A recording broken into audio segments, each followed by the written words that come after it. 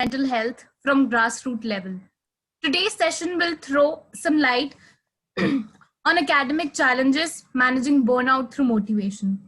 Time management, lack of motivation, anxiety, and stress are very common hurdles that come in the way of every students nowadays. And to tackle them effectively is what we are here for. Now, I would like to hand over the floor to Ms. Tanisha Sharma, student convener of Meraki, to brief you about our society's initiative. Good afternoon, everyone present here. So, Meraki is more of a project to inform, educate, and create maximum awareness about mental health and issues pertaining to mental health. We aim to amalgamate different organizations and different colleges to be a part of our initiative. And recently, we have been working on projects like raising awareness about access to mental health in collaboration with students from Kenya and Switzerland as well. So we aim that with all the possible abilities and resources and the help of a faculty we have, we do the best and we provide the best and create a very safe space, a community garden for all the students. Now with this, I would like to invite our faculty convener, Professor Ms. Shanu Jain, on the floor. Thank you, Megha. Thank you so much for the kind words and introducing Meraki. So I, Shanu Jain, Assistant Professor, DME Management School and convener of Meraki, Society for Mental Health at DME, take this opportunity to welcome our esteemed guests, respected director, sir, colleagues, faculty members, and dear students who have joined us for this session.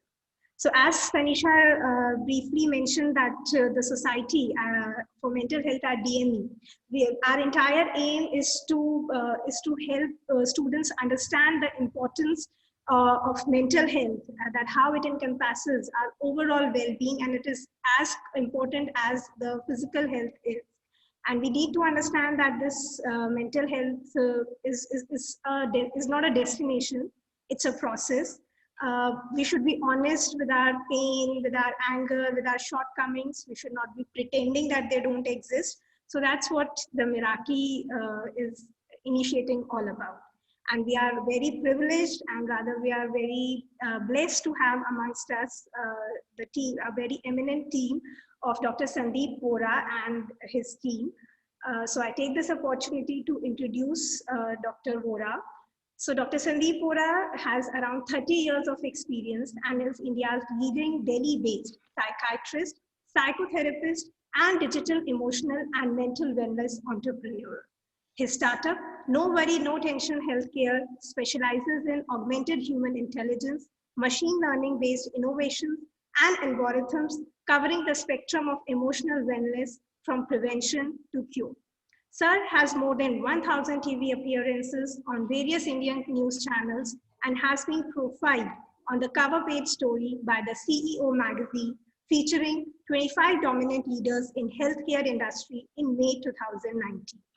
Sir is a well-known face in this field and has been awarded with the technological innovation in the field of emotional and mental health by ET Now. His client profile is made up of a wide-ranging diaspora consisting of top-notch businesses, actors from movies and television, sportspersons, artists, politicians, and many more.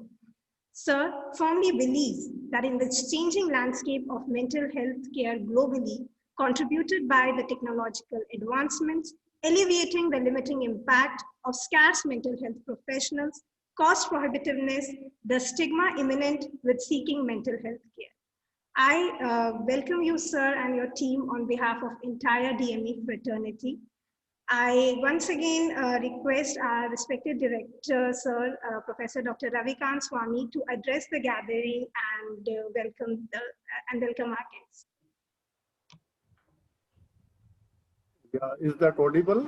Yes, sir, very much audible. So it's a great day today for my college, Delhi Metropolitan Education, that we have a very renowned, a very experienced speaker with us who can actually guide our students how to keep their mental health in a proper shape. I would just like to tell the audience that during this past 12 months or so, teaching in terms of the student and the teacher, both have seen very tough times, in the sense that there was a kind of iron curtain between the teacher and the taught. And this iron curtain has really enhanced the stress levels of the teachers as well as the students.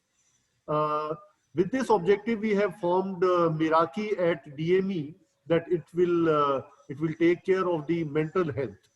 Yes, in a country like India with 130 crore population, mental health is something which is a very, very low priority, and obviously a taboo also. I now invite Dr. Sandeep Vora to start the discussion. Thank you, sir. Thank you. Thank you, Mr. Ravikant Swami. I am really delighted to see a college in NCR coming up with a society like this, Miraki. And I really appreciate the awareness aspect at college level in the form of Miraki. And it was really very nice to see college students coming up and management supporting them for doing something related to mental health. And from my side, I would say kudos to you to actually have thought of something like this, because this mental health, it is usually being said post-pandemic. It was being said to everybody that, look, pandemic has come and there is a lot of problem related to coronavirus directly, or there was globally there was alert for getting out with vaccine somehow.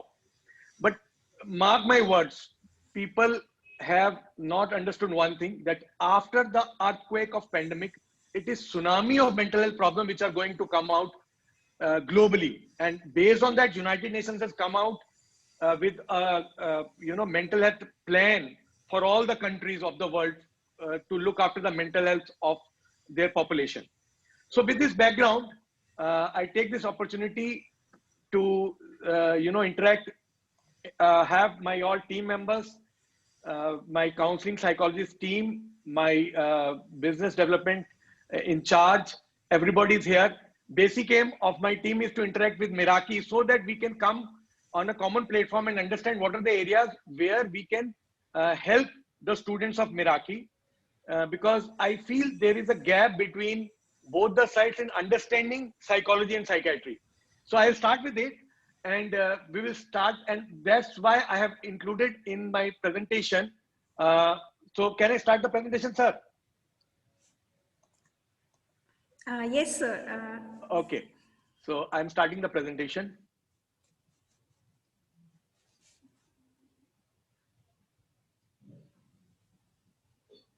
Is it visible to everybody? Yes, sir, it's very much visible. Okay, so the topic is academic challenges, managing or avoiding burnout through motivation. Let's understand, before I start, going into the depth, let's understand what are the various facets of psychology and psychiatry. So psychiatry is distinguished from other branches of psychology by its combined approach in diagnosis and treatment of mental health disorders through both therapy and medication.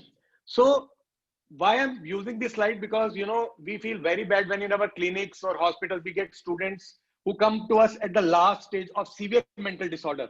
So we always feel that if they know, they are aware of what are the ways in which they can connect with psychologists or psychiatrists at the earliest stage of problem, so the problem can be totally averted.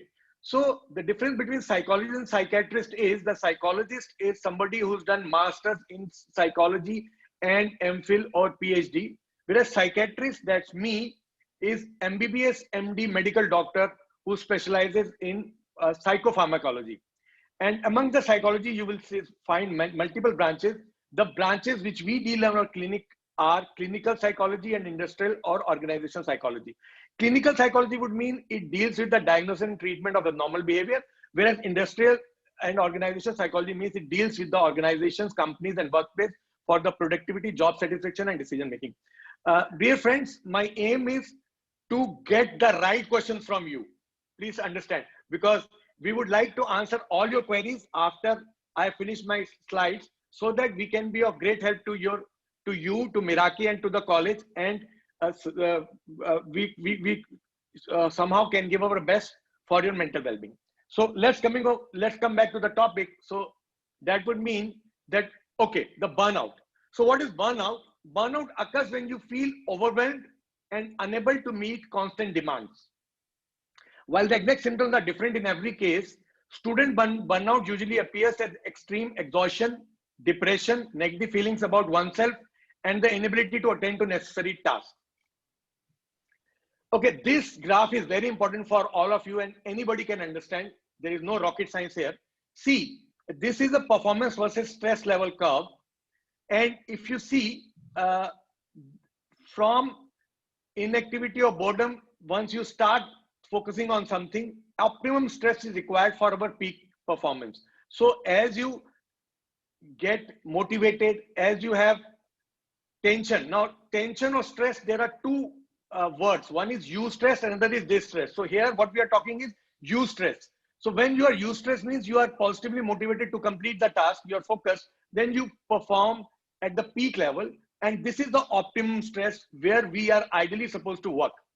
But when the peak performance, due to continuation of stress in any form, it becomes stress overload, then you become fatigued, exhausted. Then you start getting all the clinical symptoms of psychiatric disorder like panic, anxiety, anger, burnout, and breakdown. So this is a healthy spectrum where we would like all our students to be. And unfortunately, due to multiple factors, which Dr. Ramakant has just said, that, you know, pandemic, online classes, and multiple other issues, this has converted from healthy to sick zone for many of the students and many of us. And the commonest college burnout signs, if you see, one is lack of motivation, other is cognitive difficulties, third is constant grade deterioration, fourth is physical health problems, fifth is constantly feeling tired, and sixth is strained personal relationships. These are few of the symptoms, but you can have multiple other symptoms when you talk of burnout. So what are the three domains? Now, this is very important slide for all the students to understand. Three domains to be addressed to avoid burnout. So I just mentioned about the stress curve and what are the symptoms of burnout. Now, how can we avoid it? And avoiding burnout and staying motivated during this period of pandemic and online studies. So domain number one is structuring of the day. Let me tell you, since the day pandemic started, we have been getting patients of all age groups and students in particular who feel that, you know, they are not motivated, they are fatigued, they are feeling low. And when you talk to them, you feel that they don't have any structuring of the day. They don't know what to do. They will wake up, then throughout the day, they'll be either lying down on the bed, or they'll be just watching TV, or they'll be just be on social media. So structuring of the day is very important for all of us. You have to understand that our body used to a normal circadian rhythm. So structuring of the day in which you decide what you do at what time is very important. Then following the normal body clock rhythm. Again, for student community, I find it very commonly seen that they don't sleep adequately and their sleeping timings are erratic. When you ask them, when do you sleep? अरे sir, सोने की जरूरत ही नहीं है हमें, तो हम तो इतना खुश रहते हैं कई बार अपने, तो सारे हमारे फ्रेंड्स के साथ वो सारा हमारी जो मीटिंग्स होती हैं सोशल मीडिया पे रात ही को होती है. So these are very small points, but if you see, if you are sleeping late, 4 a.m., 5 a.m., and then waking up at 2, 3 p.m. So this circadian rhythm breaking is the one which is predisposing your brain to all sorts of burnout or fatigue related symptoms. So because for us to be rejuvenated, we must have a normal sleeping pattern in which 6 to 8 hours of sleep are mandatory, and that also nighttime sleep. So mark my words, if you follow this, 50% of your problems related to stress are solved. The third and most important is, you should not postpone if you feel that you have symptoms related to fatigue, stress, or burnout. If you recognize, talk to somebody you trust, take somebody who is, you know, close to you, their help. See, if you feel that, you know, you are stressed, everybody who's around you, who is near you, who tells you that it's better that you take help, then don't hesitate. Recognize and accept stress and seek remedy. Okay, so what are the tips for staying motivated besides the 3 domains which I addressed and avoiding burnout? You must have a positive attitude. Since all of you are students, you have exams, and I believe lots of students presently are having exams. So goal setting with achievable milestones. Remember, this word is very important, achievable milestone. Through hard work, again, this hard work is very important, and time management. These are very simple words, but they mean a lot. And we can have detailed presentation by my team at a later stage, sometime later, because these are very small points. But if you focus on these, you can have excellent mental focus while dealing with any sort of stress or any challenges, especially while appearing in exams. Staying focused on your goal and being persistent.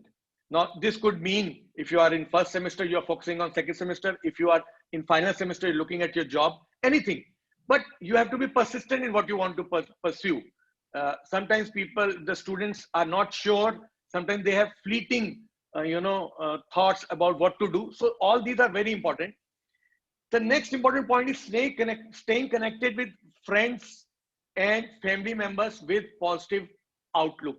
Why I'm saying family and friends with positive outlook? Because if you are staying connected with friends who, suppose you are connected with a friend who says, okay, the world is doomed, pandemic means end of the world, so I think we are going to die. Then, you will have a different perception of the world, because this is the person close to you who is presenting negative image.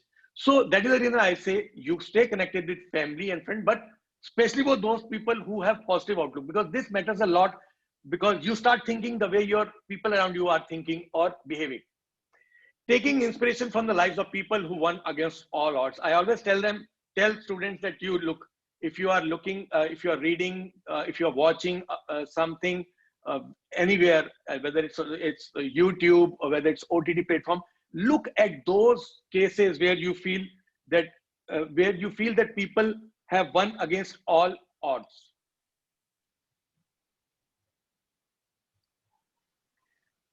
The next point I told you was getting adequate sleep, which I'm again emphasizing. Student community does not sleep at all, very less, and they feel, because naturally younger age you are energetic, so you feel ke अरे sir का तो कोई बात नहीं, sir तो ऐसे बोल रहे हैं, मेरे को तो कुछ लगता ही नहीं, मैं मुझे जरूरत है नींद की.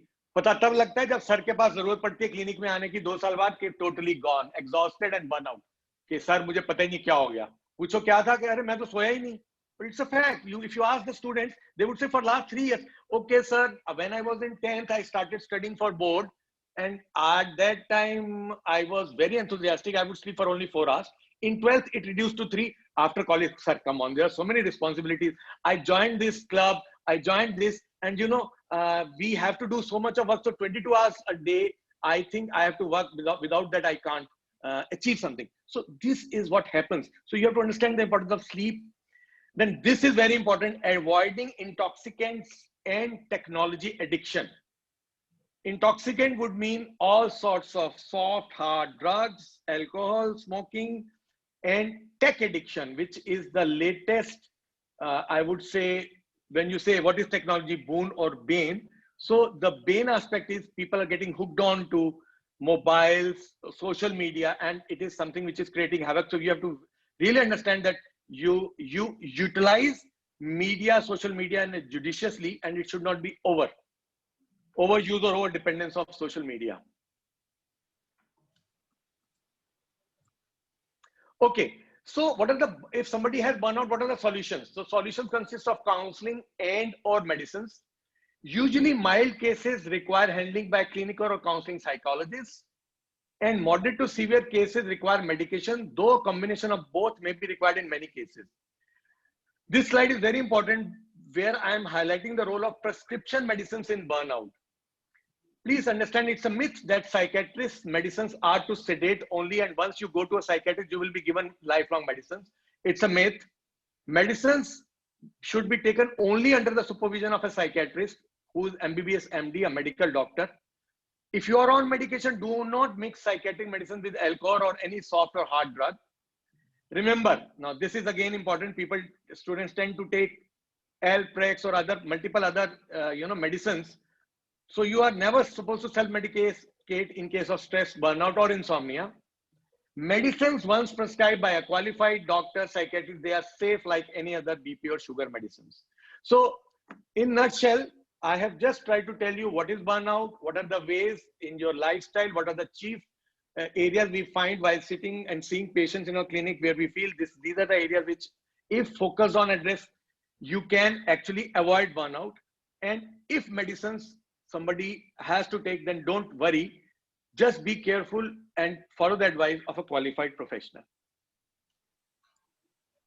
So my last line is, remember, seeking help from mental professional at the earliest warning sign can nip the problem in the bud.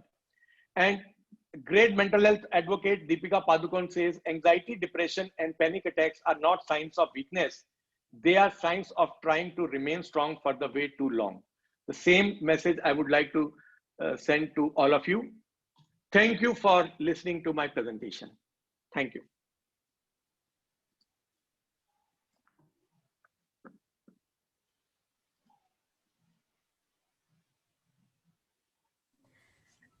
Thank you so much, sir. Over to you, Megha. Thank you, ma'am. Sir, it was such an informative session. Like, we all knew small bits and pieces of it, but when it's about us, we don't follow any of it. And I think that was the main problem, that we know it all, still we don't follow it. So I think, like me and many other students, we have some questions for you that Please. I'd like to ask you. And Yeah, the question that we have got is from Tuba Firdaus Khan. So I would like to request her to switch on her camera and mic and ask the question to sir. Please give them the option of, not showing their face if they want to ask something serious, and they can ask anonymously also. Yes, you can. Yes, all Good the afternoon. participants. Please go ahead, Tuba. I'll be having a network issue, so if it's okay, I can turn off my Please. Yeah, please go ahead, Tuba. Yeah, tell me. So my only question regarding this topic, it may sound out of the topic, but my only question is that there are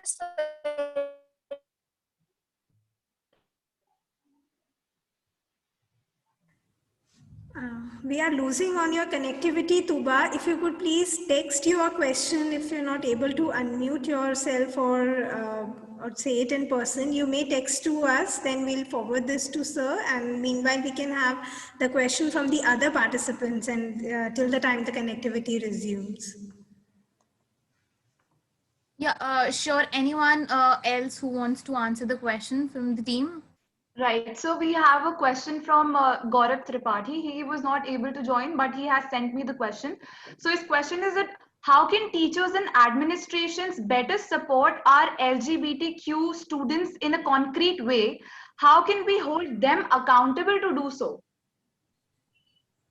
See, the best thing would be to have a dialogue between both the sides, and one of the representatives of students can go and have prior appointment fixed with one of the management persons and have a one-to-one chat first. See, the way I started my presentation saying that, there is a mismatch because I wanted to clarify what is my forte and to what areas I'm addressing and what is it my specialty and what is I'm expecting the question. Similarly, for any such issue in which you have queries or there is a communication gap, the best thing would be to break this communication barrier. And similarly, I will expect the management to be sensitive about whatever questions or whatever queries are from the student side of LGBT community. That sums up. Thank you, sir. Another question he has asked is that what can be quantified in academic work, and are those qualifications a meaningful representation of the lived experiences of academic staff? See, it is something which is beyond my presentation, but I would like to answer that. See, I think there is some sort of resentment in this student, whosoever he is, towards the management. So best thing would be to come and talk to nobody else but to us, okay, to my team, one-to-one, okay. We will not involve the management here. Come, talk to us, what are your queries, and then we will act as a buffer between students and management, because our aim is to cool down. So we'd love to do that, provided we get the permission from management to do the same. All right. Okay. Thank you so much, sir. Any other questions we have? All right. We don't have much questions. Some answer Bhagwat has raised hand. Yeah, we have a question from Achal. Achal, you can unmute yourself. You can ask your question now. Thank you, ma'am. Very good afternoon, sir. So the question that I have today is one I think everyone asks, and I think it is highly, it has affected everyone. And that is that during this, race of, building our CV or, getting in all the good experiences, we kind of have this tussle between our peers, like our classmates or people around us. And that is such a pressure on a person as to continue having a good social group or people around you, but then it's a race between all of you and you just don't get that feeling anymore. So how is that we can resolve this or get that thing out from between us? See, it's good to be competitive, but it's bad to be extra competitive. It is good to think positively about competing with somebody, but it is bad to start taking it as a challenge to that extent that you start hating the other person. So my suggestion would be that peer pressure, when you say the peer pressure in one student will be A, in another student will be A plus B. So it is your own perception, your own emotions, and your own interaction, degree of interaction, and your ambitions, a combination of all this which brings out something between two classmates. So I would suggest that instead of thinking of competing and becoming the best in a group, it is better to be friendly to your peers, be supportive when there is need to support each other, and stop thinking about competition. Let me tell you, pure academics, getting high marks in academics is never criteria for somebody to achieve success. If you see the people who have achieved the heights, majority of them were not very good academically or toppers. Rather, it's the other way around. Of course, I don't mean to say particularly for this group who's asking the question, but what I mean to say is ultimately what you achieve in life, it's a combination of your own hard work, your own ambitions, your time management, your focus, and to degree of passion you have in that particular field. So it is a temporary stage of your life. Don't take it so seriously you start fighting or making faces, or if there is competition between all of you, you start going and having fights with management. I'm just joking. So because anger is then spilled over to the teachers. So what I mean to say is that try to understand that life is not just beating somebody. Life is helping others and achieving something in the longer with a sense of fulfillment. Believe me, when I was in your age group, I would be competitive, but I would be competitive very different way. I could never top in my class. In a batch of 100 in medical students, I came 17th. I felt bad. In class 10th, I was standing. There was a race. I was standing and I was left behind. So I always wanted to do well, but I never had this hatred for people who were topping. Rather, I took inspiration from them. And I will tell you, it's very interesting. I can share with you. There was in my class 10th, there was my classmate topped the CBSE board exam, and her at that time there used to be competition success review. I don't know whether it comes now or not. She was on front page, and she knows now. We met recently. Her name was Garima. She was topper of CBSE from Kendriya Vidyalaya Tagore Garden, where from where I have studied. So I looked at that photo of her on the first page of competition success review. That's it, because you're asking about competition, I'm telling you. So I went and asked her friends, how many hours does she study? They told me she studies 14 hours. So I said, okay, I'll try. Can I make it 16? I studied for 16 hours, but I didn't get the results. And it was always, I was always in awe of her. I always felt how great she is. She joined computer sciences, and interestingly, we lost track. 30 years later, I get a call on my mobile. Somebody from your school wants to talk to you. My secretary says, I said, I don't remember who is she. This Dr. She's Garima. So I thought maybe she's the same Garima. And she turned out to be the same. She had come to Delhi and she came to say hello to me. And I was surprised because we had never any contact, and I never told her anything, what I'm sharing with you. She came because she wanted to consult me for a close family friend about psychiatric illness.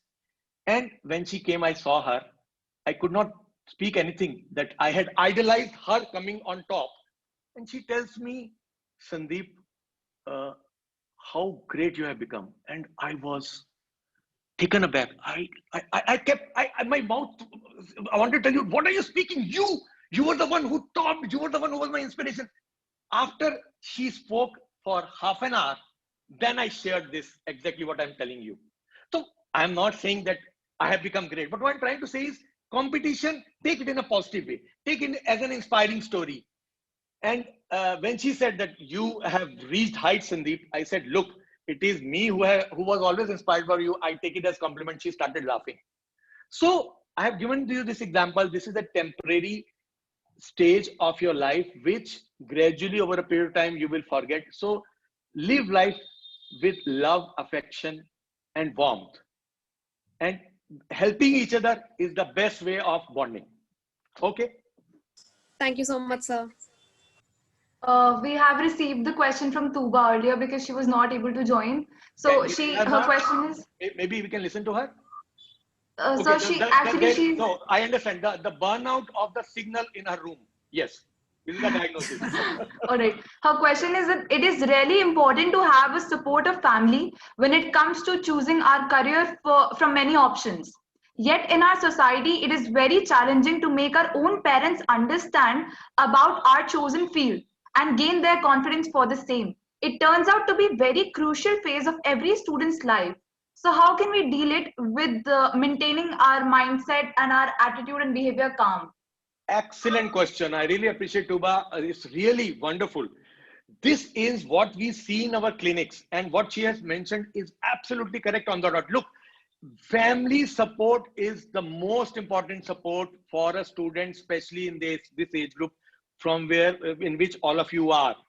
But what happens, everybody is not as lucky as some of us who have excellent wavelength with their parents, and you can't blame the parents. Suppose you come and tell them, I want to do something related to data analytics. The father will say, what? You have to explain it to them. So I suggest to students from who come to me with such problems, look, first thing is there should be communication with parents. Many times what happens, you start moving on your axis, parents start moving on their axis, and there is a communication gap and schism in the family. So the best thing would be, many times you don't have excellent rapport with both the parents, but you have rapport with one of the parents, mother or father. So I always suggest, first sit down with one of them with whom you are comfortable with. Suppose you're not comfortable with either of them, then you talk to a trusted family member who can talk to your parents. The most important aspect is communicating in a cool way. So make them understand, but simultaneously listen to their perspective. It is wrong to say that parents are always wrong. You have to listen to their perspective, understand what is the logic they are putting forward to, and then have a mutual dialogue in which, if possible, reach a middle path.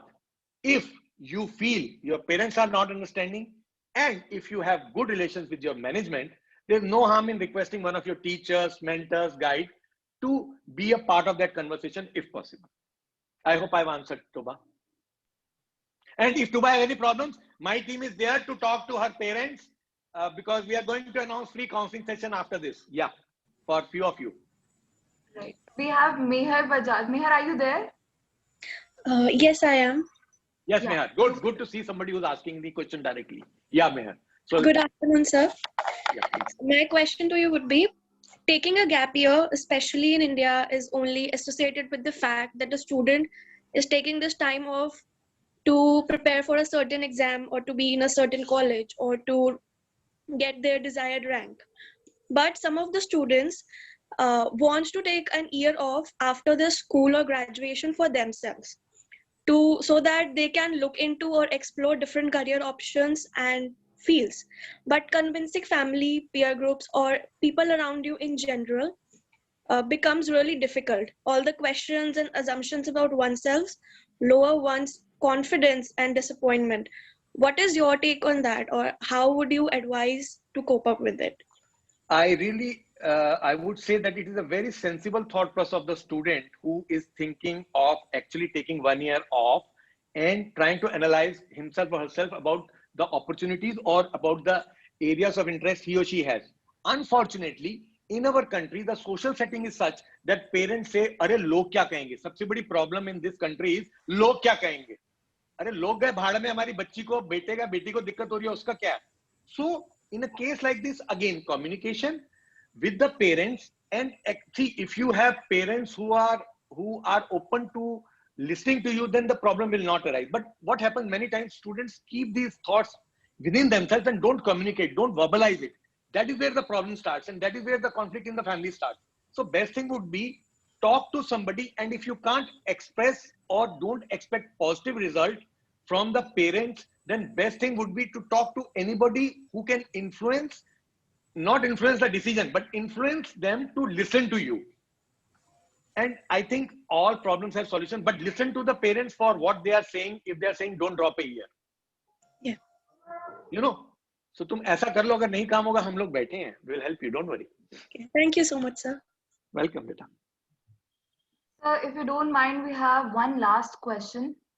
No, if the questions are coming, I have postponed my meeting. If the questions are coming live, I am loving to answer it, but the questions have to be logical, to the point. That's the only thing. Yes. Which they have been till now. Yeah. Okay, sir. So next question is from Tanisha Sharma, the convener of the society itself.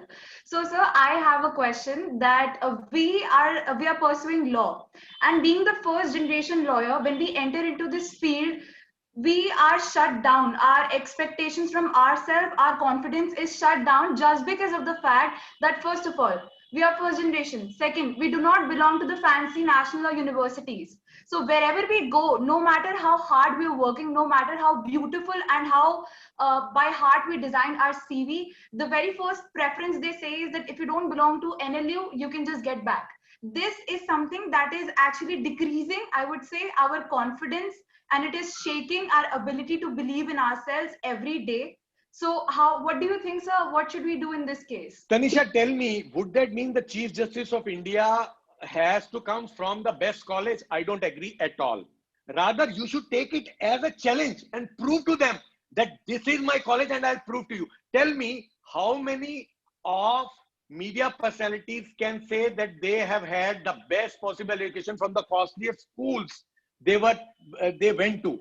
No, not at all. So you take it as a challenge that if you are telling me this, I will ensure that I will beat you in the court. Believe me, if you take it like this, nobody can stop you. And if you have that determination, nothing to stop you. You focus on your career. Don't go by this. See, in the beginning, when you are entering in a college, suppose, I will tell you in my experience, when we were entering, there used to be medical colleges. At our time, there were no private colleges. So there would be Maulana Azad Medical College and University College of Medical Sciences. So when I was in 12th class, my father's colleague son was in first year Maulana Azad Medical College. So for me, it was a huge thing. So my father said, I'll invite them for dinner. Why don't you talk to Bhaiya? He will tell you. So innocently, I went to him and said, Bhaiya, you have got MBBS from Maulana Azad Medical College. Great. So I was in awe of him. He tells me, look, if you want to come to only Maulana Azad Medical College. UCMS is क्यों? I remember the words till now. वहां से पट्टियां करने वाले doctor ही निकलते हैं सिर्फ. It stuck in my mind. And the difference is, after 30 years later, he's the one who's doing the patti and it's me who's sitting in front of you from UCM. I think there cannot be any better example than this. So don't go by the college. Nobody asks you. See, when for a doctor, The patient recovers. They never ask us from which college you were, sir. For a lawyer, let me tell you, I admire lawyers a lot. I find them so fascinating. I love them. I have myself friends in the highest judiciary level, lawyers, the topmost are my friends, clients, everything. I have seen them closely. All of them who are successful, none of them had excellent backing from so-called a very good law college. So these sort of things are important only at this stage of your life, when you are in that social cultural milieu where these things are talked about. After that, suppose you talk to you defeat a big lawyer in the court, they will be talking about who this Tanisha is. Nobody will ask which college she was. It is Tanisha whose responsibility is to see to it that later on she says it is Delhi Metropolitan College, because of which one day they called Dr. Vora, he motivated me, I am here now. That's beautiful, sir. So I don't know how much time we have, but we have many plethora of questions coming into the chat 5 box. questions relevant. I have 5 more minutes. So there's this question which is coming from a faculty member, and she's saying that nowadays a lot of youth is today social media pro, and it is seen that social media is pushing the youth towards mental odds and pushing towards an unacceptable thought process. So Absolutely correct. Absolutely correct. So my advice would be to use social media judiciously. What is happening is we are connecting our self-esteem with how many likes we get on Facebook. We are 24 hours, on the social media to see, hi, usne kya kiya, hi, usne kya dala, hi, meri look kaisi hai, So it is right. We have to use use social media judiciously and use it in such a way that it becomes boon for us, not bane. So what happens that you tend to follow a herd of those people who have a thought process, and you start following them. By default, you start crystallizing those thoughts. I'll tell you the most important recent thing which comes to my mind is Sushant Singh Rajput. You might have seen me on all the channels. While I was analyzing the cause, on day one, I said that this is a suicide based on the feedback I got through media only. Can you believe I got death threats on social media? Can you believe it? Why? And if Amitabh Bachchan can get a nasty remark, Dhoni can get. So it is wrong congregation of people with a malified intention and excess time with nothing constructive. They tend to form a bond between all those people who have antisocial traits, and that tends to magnify the negativity which does not exist. If you look at President Trump's followers, similarly, such sort of falsehood is being propagated. So the faculty member is very sensible in raising this question, and it is for our student mental health. We must tell them that please follow the right people and don't be over dependent on social media. And social media, whatever is written is not always correct. Please check the facts related to that, and don't be a Google doctor or Google messenger. Whatever is coming, just forwarding. No, please check the facts. And this was a big problem at the time of COVID. We were getting patients because they were bombarded with negative images, negative news related to coronavirus. So the first step, I told them, stop interacting on social media, stop all TV channels. So use it and don't be over dependent. And one more important thing is there is no substitute of one-to-one interaction when you are trying to talk to somebody, or you want to be friends with somebody, or you want to help somebody. Of course, in pandemic, when you don't have any option, then this online is the best option. Okay, are we done? So we are left with just last question from a student. His name is Samir. So I would like him to please. The question.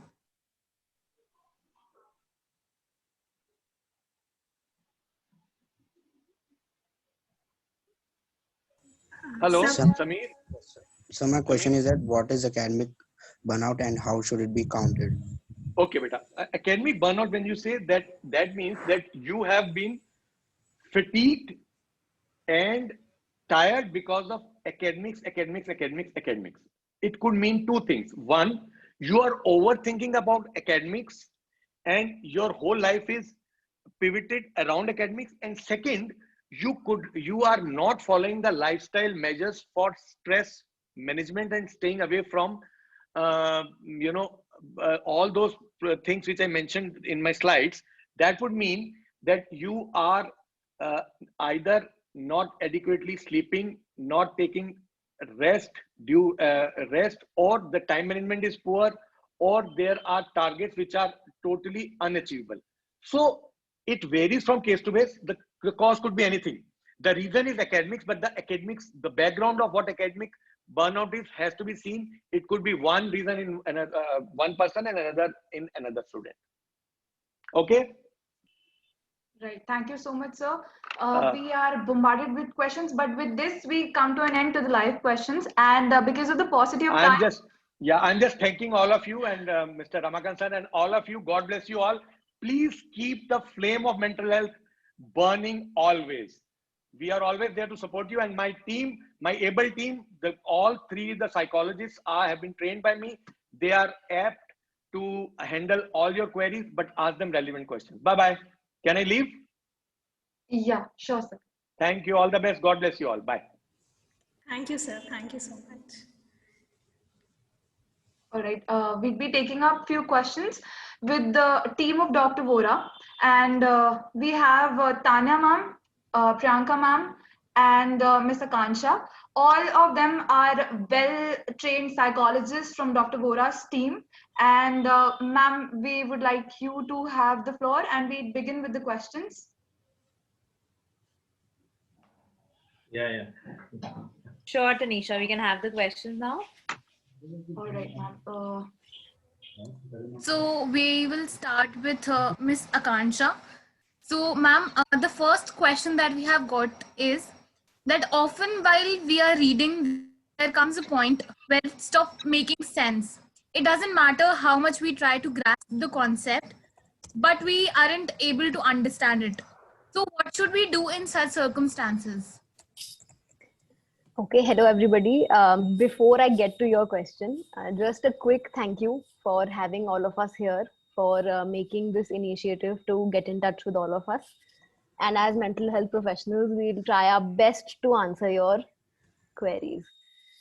So coming to your question, I think the most important thing is to understand that different people have very different kinds of attention span and a retention capacity. It's different for everybody. So for somebody who can say study for 3 hours and retain a certain X amount of material, for the other person it might take 5 hours, or it might just take even 20 minutes. So I think that understanding is important. It is important to identify what is your attention span, what is your capacity to retain material. After how much time of studying or working do you require a break? And the most important thing is to schedule breaks. We always undermine कि नहीं break नहीं लेना. We'll study at one length. 14 घंटे साथ में पढ़ेंगे, पूरी night पढ़ेंगे. But breaks are equally important. If you give regular intervals between your work, between your study time, जितना भी आप पढ़ोगे, जितना भी आप काम करोगे, will become more productive. It will increase your productivity. So, in my opinion, scheduling breaks is very important, and identifying कि कितनी आपकी capacity है पढ़ने की, retain करने की, attention देने की, concentrate करने की, that is very important. Okay, ma'am, the next question that we have received is that bullying or getting sidelined by your own peers is one of the most common criteria for mental stress in students. How to overcome this? Another very, very pertinent question. Bullying का जो issue है is very sensitive. It's a very delicate issue that needs to be handled very sensitively. I feel that the best thing to do is to keep all your channels of communication open, right? Like Dr. Vora mentioned, speak about it, communicate. If it's a trusted peer, if it's a trusted faculty member, if it's a trusted family member, if there is an in-house counselor or a mental health professional, reach out and communicate. जब तक आप बताओगे नहीं आप क्या face कर रहे हो, उसको रिजॉल्व करना बहुत मुश्किल है, right? So communicate. Once you've communicated, try and get access to professional help, so that after a detailed understanding of the situation, of what is the type of bullying that you're experiencing, for how long, who is it a peer, is it a junior, is it a senior, right? The bully is as much of a victim as the person who is getting bullied, right? So if you seek professional help, you will be able to explore all the possible options, right, to resolve this issue. And some common layman tips would be to ignore the negative behavior, is to report it to the faculty so that the faculty can intervene and handle it tactfully, is to seek professional help. And professional help is very important in this case, especially because bullying का impact जो है ना वो अक्सर is remains with you. It often leaves a scar that lives with you and might impact you at different time points. So it's best to nip it in the bud. It's best to seek that help to resolve those emotions and work through it healthily, and resolve it when it is still resolvable, right, and doesn't escalate into something that will hamper your mental health in the later stages of your life. Very well said, ma'am. I think that's how this could be tackled. Moving forward, we have questions for Ms. Tanya. Ma'am, the question is that I have been facing a lot of backlash whenever I try talking to my parents about therapy. They say it's luxury and we cannot afford it. Moreover, they believe that at a very young age, no child can have mental health crisis, as they say I am just egocentric child who overthinks and cooks stories. I once tried opening up to my school counselor about my self-harm tendencies, but they said that I am being influenced by Western concepts. My peers too are unsupportive and they believe that I do all of this for attention. How can I deal with such situation and become emotionally self-sufficient? Good afternoon, everyone. I think we've arrived at probably the most important question, or the most commonly reported problem, I would say. See, there are a lot of dimensions to this particular question, so probably I'll take it up one by one.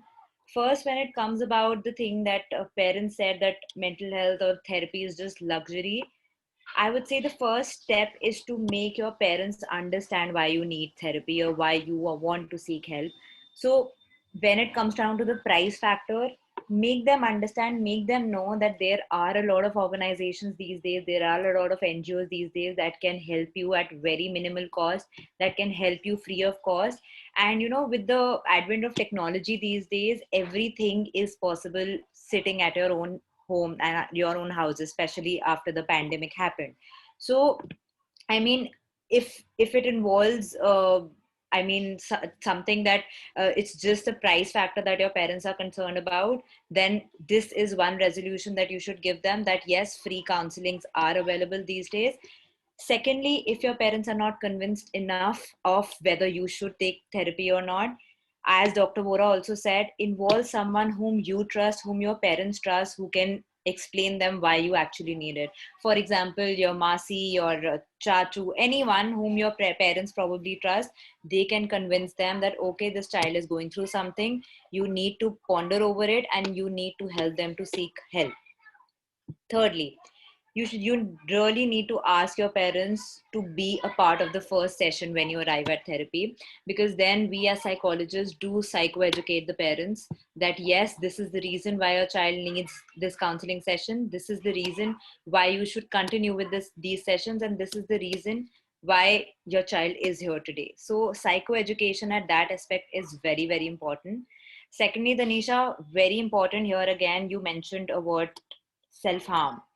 So self-harm is, so in the PPT that Dr. Vora said, there were some early warning signs. I would say self-harm is the most severe warning sign, is the most severe. So I would like you all to be aware of one fact, that it is the most severe warning sign. And so if someone even mentions it once, you have to support that person and be more vigilant of that person, whether it's your own friend, whether it's your own self.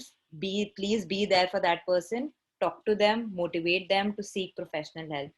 And I would conclusively say, I mean, how often do we think twice before visiting a physician when we are ill for about 3 days, or when we are down with fever? So mental health, going to a therapist, going to a psychologist is equally important. It's as simple as just going to a physician and seeking help. So please do it. I mean, don't resist it. It's for your own good and for your own health. Thank you so much, ma'am. We have a question for Ms. Priyanka. Is academic burnout gendered? Does any gender in particular experience more as compared to others? How can we manage the 3 dimensions of burnout syndrome? Thank you so much, Tanisha, for the question. Adding to what Dr. Vora had already said in his presentation, we first need to understand what actually burnout is. And like he had said, it's a state of emotional, physical, or mental exhaustion, which is caused by excessive or prolonged stress. And we have to understand that the experience of stress is different for different people.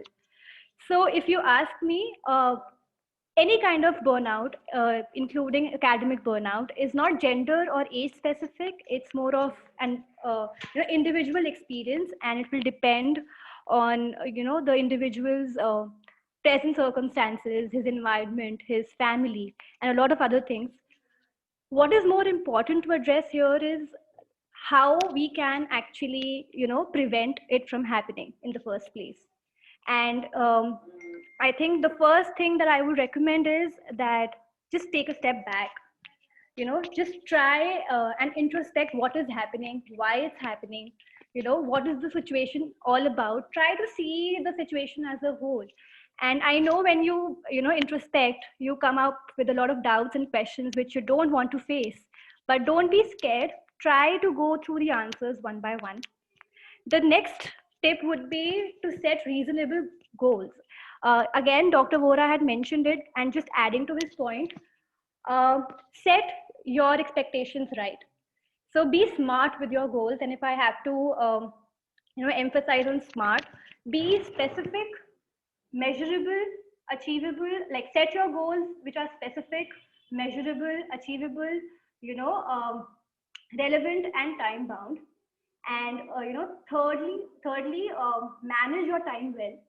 Plan your day accordingly. So I would say plan your day in a way which would include, from attending classes to hanging out with friends to taking some time for yourself, doing something that you like, and most importantly, get good sleep in the night.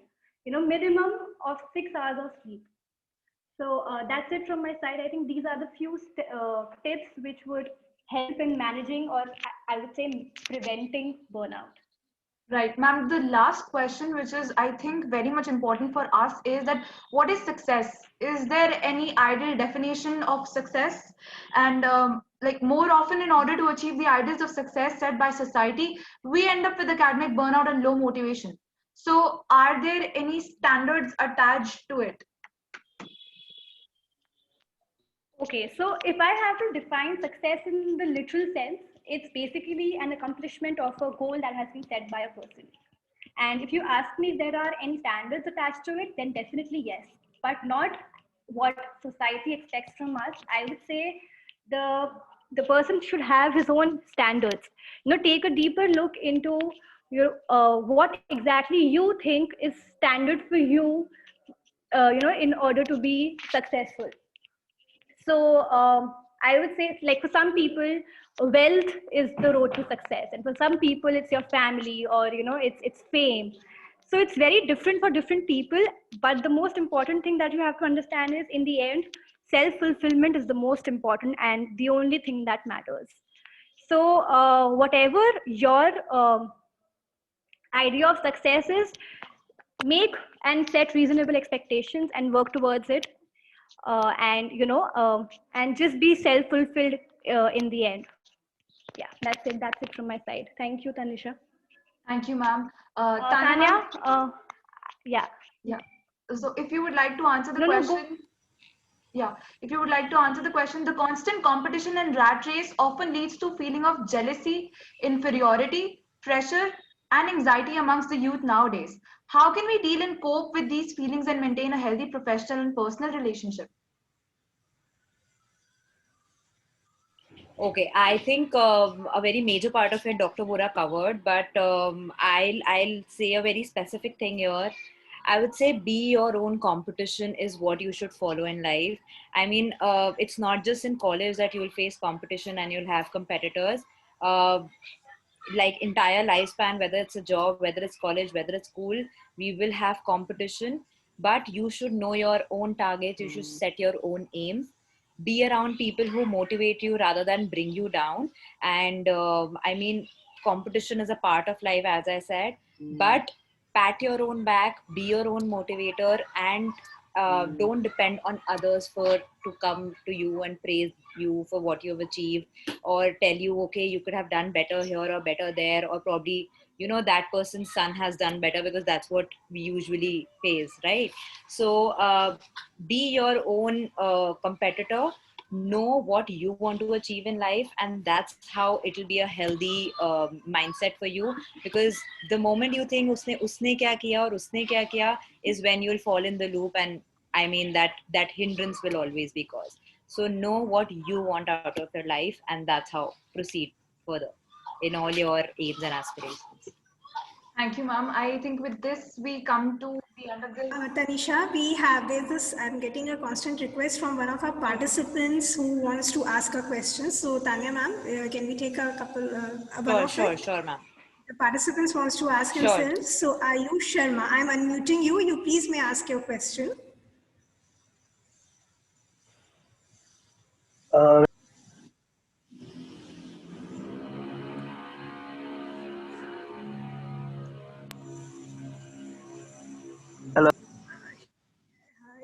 There's some I connectivity think issue. Ayush, you can post your question in the chat box.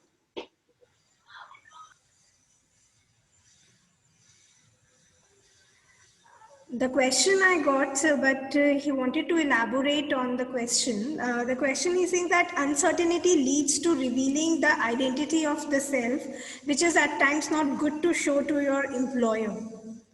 So he wanted to elaborate a little by himself.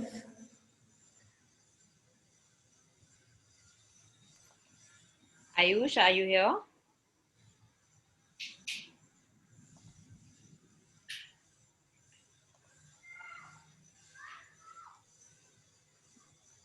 I think he's not able to unmute himself, ma'am. He must be able to. I'll make him the co-host probably. Then he would be able to. Ayush, you can now ask the question yourself. Good afternoon, ma'am. Am I audible? Yes, you're audible. Ma'am, actually, I used to read a lot of self-help books, and in that, there is a good part that you should always be uncertain about your future. So sometimes, for example, if you are working in an organization and in the same staff, someone got promotion which is not as capable as you, but you don't want to say that to your employer, because that sometimes leads to show your bad identity. You always want to hide your identity. Then you will be a guy like who is always mean and selfish towards and jealous about his teammates. So that's why you don't want to just say your employer that why he got promotion, why I didn't get promotion, because I am much capable. So you just keep on hardworking and you don't say anything to your employer about that. So is it a good thing, or you should just be uncertain, or you just do hard work and just the environment pay off, or you should be uncertain and you should say to our employer, even if you can go into a very bad situation of being a mean or jealous or selfish person?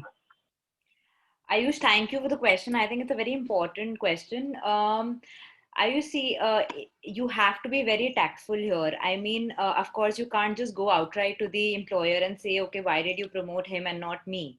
Right? So, one aspect, yes, you're right that you need to show things through your hard work and through your own work. But on the other aspect, yes, he's your employer and you will have certain expectations from them. They will have certain expectations from you. First, know what their expectation is from you. So first address that. If you think you have been fulfilling those expectations well, yes, do communicate into employer that yes, this is what I expect out of this job, this is what I expect out of my position, not comparing it to anyone. I mean, don't take anyone else's name just because that person got it, I also want it. Just say, sir, I have been working hard for it and I would like to know how I can reach that position. So again, communication comes plays a part in this, how you effectively communicate it to employer that this is what I'm expecting and you let me know what I need to do about it to achieve that thing. All right. Thank you, ma'am. Thank you so much for that. Fair enough. Okay, Ayush, thank you. Thank you, ma'am. With this, we come to the end of the scheduled questions. The feedback form has been circulated. I would like to call Ms. Shambhavi, ma'am, to speak and to address the August gathering. Am I audible? Yes, ma'am, you're audible. Hello, everyone. Thank you for hosting this great event. I mean, I am one of the members of this committee. I'm the co-convener of Meraki Society. But as a teacher, I would like to just say this, that academic burnout is perhaps one of the joining links between the teachers and students. So you guys are suffering an academic burnout, trust me, we all are suffering from that. So we share that thing, and thanks to you guys, and we are getting this great event to organize. And what we missed out in our student life, so we are living that through your experiences. So it was, I mean, a lot of things that were discussed in today's session, they were, and I mean, we need to work upon that as well as teachers.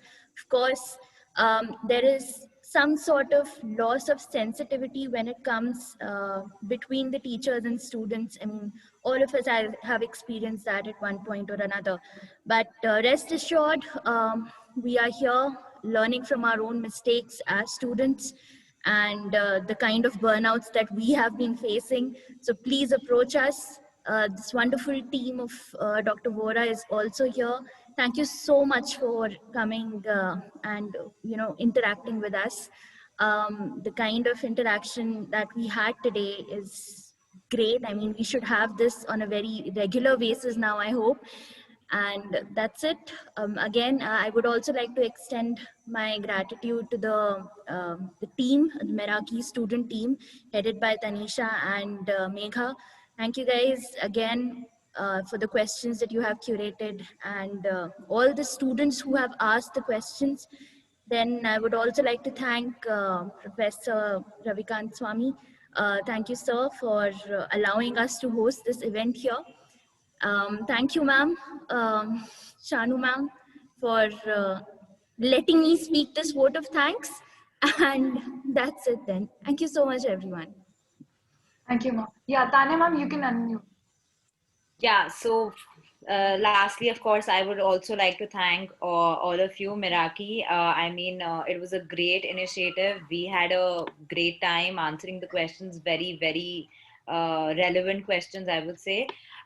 Just as a gesture, and because we saw so much enthusiasm in students, we would like to extend something from our end. One is, of course, I'm sure there are a lot of questions that are still unanswered. So we will be leaving our email ID in the chat box.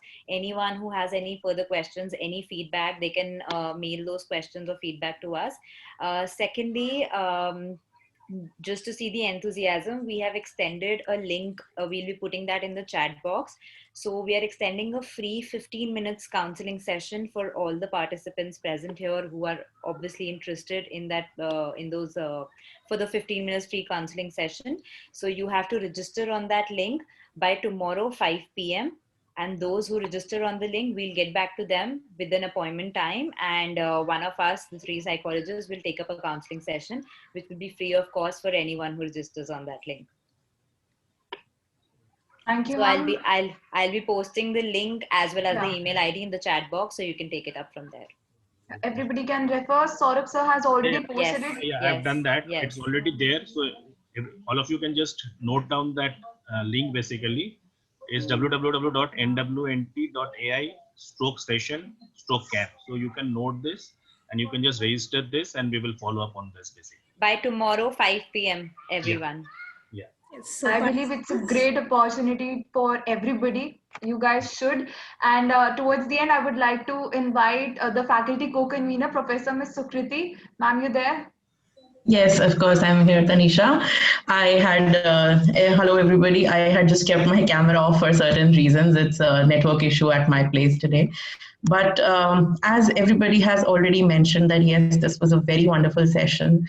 And it, of course, laid the groundwork which needs to be there for starting to talk about issues. And at least then, you can develop with a one-on-one conversation with the professional help. But first, sometimes we need to push somebody towards the first step of seeking help. And then, of course, with your professional help, the students, I'm sure, will be able to gain a lot more of confidence, a lot more of ease in dealing with these situations. Because as professionals, we can definitely tell you that there is a lot of stress in the workplace. Every day there is, whichever profession you talk about. So I would like to simply now thank every one of you, the team of Dr. Vora himself, though he's not here right now. You guys have been a very sporting team all throughout, and very wonderfully conducted session, Megha and Tanisha, and the entire team of student body of Meraki, Shanu ma'am and Shambhavi ma'am also, because all of you together have brought this event and you have made sure that it is relevant, first of all. We all have so many events happening here and there in the name of co-curricular activities, but sometimes when you bring it down to something which is actually important, that is when it makes a difference. That is when I believe most students would also like to join. I would also like to extend my vote of thanks to Professor Dr. Ravikant Swami, our director of DME, and all the other members of DME management who made certain that such a society like Meraki is constituted here, so that we can work in this direction of ensuring that everybody has a good mental health in the days to come. Thank you so much. Thank you, ma'am. Thank you, Sukriti, ma'am. This goes without saying that it's always a team that makes anything work, anything reaching its destination. So thanks to the team, Dr. Vora for sparing his valuable time, the entire team, Saurabh sir, Tanya ma'am, Akanksha ma'am, the whole planning and execution of this event, Tanisha and Megha, the torch bearers for Meraki and the entire student body. So to sum up it just struck me when we were all discussing to this that it reminds me of a saying which I read somewhere that today you are you, and this is truer than true, and there's no one alive who is youer than you. So we should be self-worthy of our own selves, be what we are and enjoy what we are there, and communicate, reciprocate, talk, and extend help to each other so that we together as a society as a whole achieve the greater goods of and enjoy the beauty of this gift we call as life. So on this note, the links are already much there in the chat box. I would request all the participants, the students to make the maximum of this opportunity. Register yourself. Talk to the team, talk to us anytime, anywhere, whenever you feel help, Meraki and the student and the faculty members and the college as a whole can extend the help. So please come out and reach to us. And there's also the feedback link for the session, which you all are requested to kindly fill in. So that's my submission on this, Tanisha. Over to you. With this, we come to an end. Thank you, everybody. That was great. Thank you, ma'am. Thank you, Tanya ma'am. Thank you, Kancha ma'am. Thank you, Priyanka ma'am. Thank you very much. Thank you. Thank you so much. Thank you, everybody. Thank you so much.